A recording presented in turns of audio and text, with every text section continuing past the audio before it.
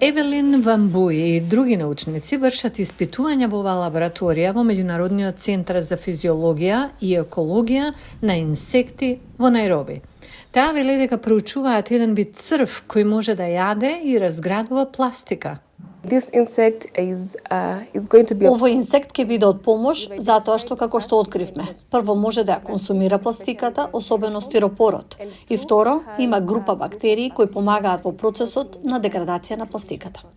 Вамбуи и незиниот колега научник Крисантус Мбитанга се меѓу четворицата експерти во центарот кои се коавтори на извештај неодамна објавен во списанието Природа.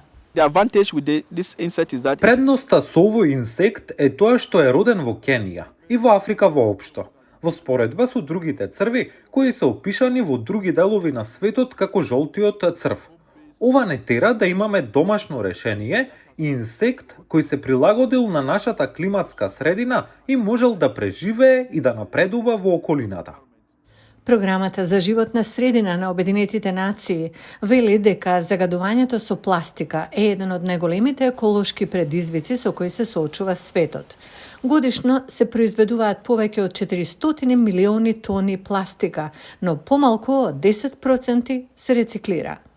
Научниците од Меѓународниот центар за физиологија и екологија на инсекти проучуваат начини да ги соберат бактериите што живеат во цревата на црвите и да откријат дали тие може да се користат за справување со пластичниот отпад. Those bacteria can be harnessed from the insect. Тие бактерии може да се искористат од инсектите, а потоа произведуваме милиони од нив кои може да се користат за разградување на отпадот. Но некои еколошки активисти не се убедени дека наудите ќе го решат проблемот со пластичниот отпад. Најдовме само инсекти кои деградираат само одреден вид пластика.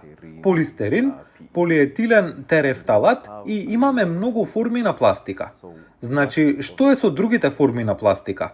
И исто така, што овие инсекти ќе ја изадат оваа пластика, кој е нус производот? Не велиме дека ова е сребрен куршум, но она што го велиме е дека тоа би можело да биде интегриран пристап во управувањето со пластиката.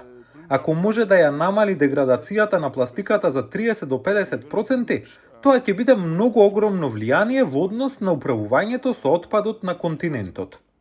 Мутвол вели дека најдобар начин да се реши проблемот со пластиката е да се произведува помалку од неа. Имаме многу проблематична и непотребна пластика, како кесичките, пластичните шишиња, сламки кои навистина не ни требаат. Треба да го намалиме нивното производство. Мутвол вели дека Кенија е една од 34 земји кои ги забранија пластичните кеси за еднократна употреба во Африка, додека континентот продолжува да се справува со проблемот со загадувањето со пластика.